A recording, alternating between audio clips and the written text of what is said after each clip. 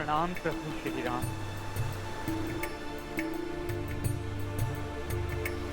कौन है आप और आपके यहाँ आने का क्या प्रयोजन है? मैं विभीषण, लंकेश रावण का अनुज। उन्हें सभी युक्ति से समझाकर सन्मान पर ना ला पाने के पश्चात उस दुराचारी द्वारा अपमानित और तिरस्कृत होने के पश्चात मैं लंका, अपना परिवार, अपनी पत्नी, अपनी पुत्री सबको छोड़कर प्रभु श्री राम की शरण में आया हूं। आप इस दिशा की ओर जाइए। कुछ दूरी पर सभी प्रकार के वृक्षों से परिपूर्ण एक वाटिका है। वो अशोक वाटिका है। वहीं पर माता सीता उपस्थित है।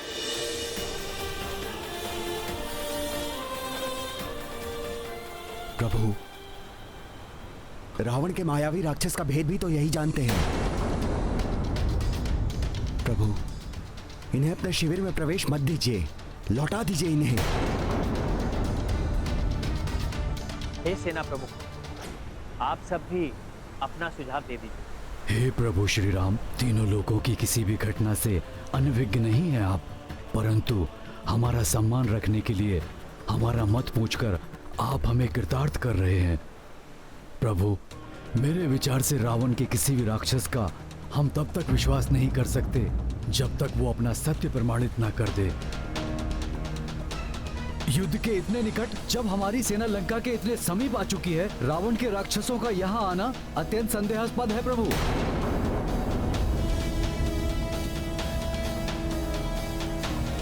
प्रभु, हम जो भी निर्णय लें पूर्ण सतर्कता से लें।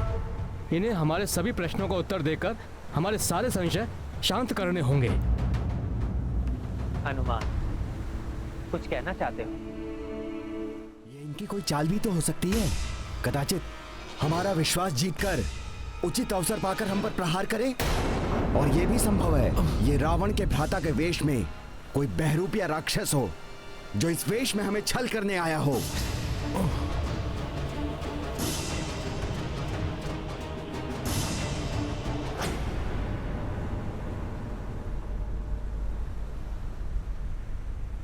अब आप निर्णय लीजिए और हमें निर्देश दीजिए कि हम क्या करें।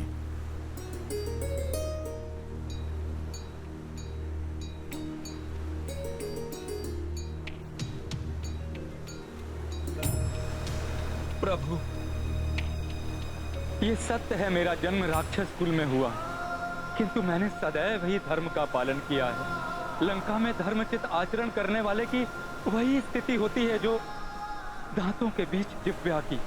फिर भी अपने हृदय में सदैव धर्म को ही अंगीकार किया है और उसी के लिए प्रतिबद्ध हूं।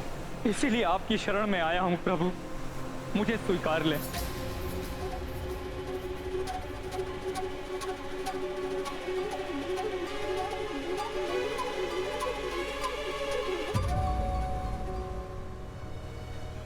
शरणागत को लौटाना भी अधर्म है।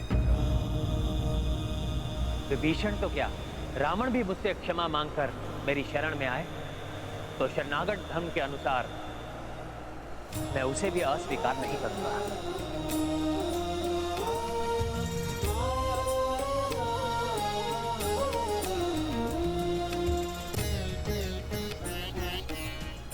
अपनी शरण में लेने के लिए धन्यवाद प्रभु। राम राम राम श्री राम राम राम राम राम श्री हे प्रभु, हे दयानिधि, मुझे क्षमा कर। माता सीता को मुक्त कराकर आपके पास लाने की आपकी सहायता नहीं कर सका मैं। अपने भ्राता लंकेश को धर्म के पथ पर नहीं ला सका मैं। धिक्कार है मुझ अधम राक्षस पर।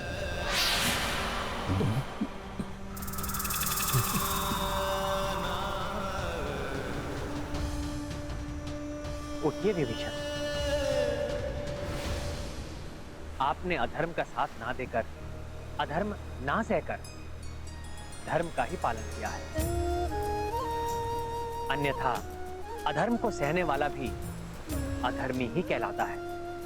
इसलिए हे विभीषण, आप जैसे धर्म पालक का साथ पाकर मुझे बहुत प्रसन्नता हुई है।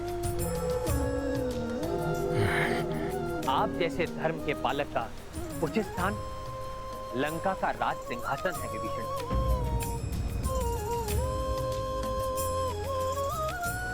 इसलिए इस युद्ध से पूर्व ही मैं आपका राज्याभिषेक कर आपको लंका का राजा घोषित करूंगा।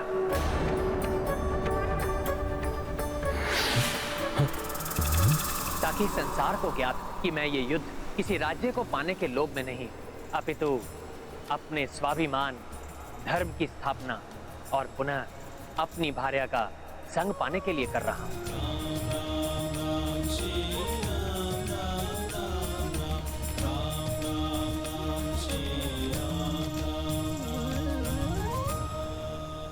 आपने तो मुझे धर्म का सच्चा योद्धा बना दिया प्रभु।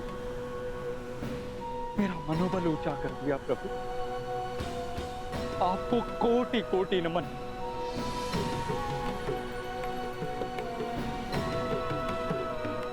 सियावर रामचंद्र की, प्रभु श्री राम की, शरणागत वत्सल प्रभु श्री राम की।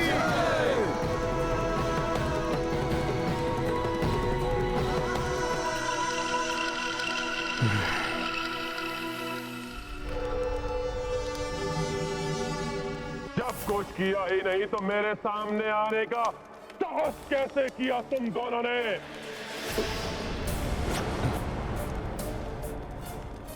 महाराज, आप तक एक आवश्यक सूचना पहुंचानी थी।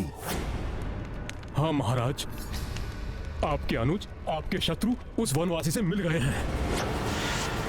उसकी शरण में चले गए हैं आपके भ्राता विभीषण।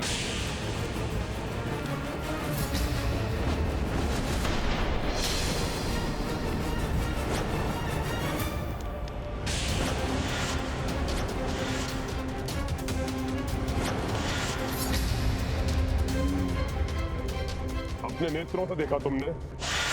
पूर्णतः सत्य है ये सूचना? लंकेश, उस वनवासी राम ने तो आपके भ्राता विभीषण का राज्याभिषेक करने की घोषणा भी कर दी है।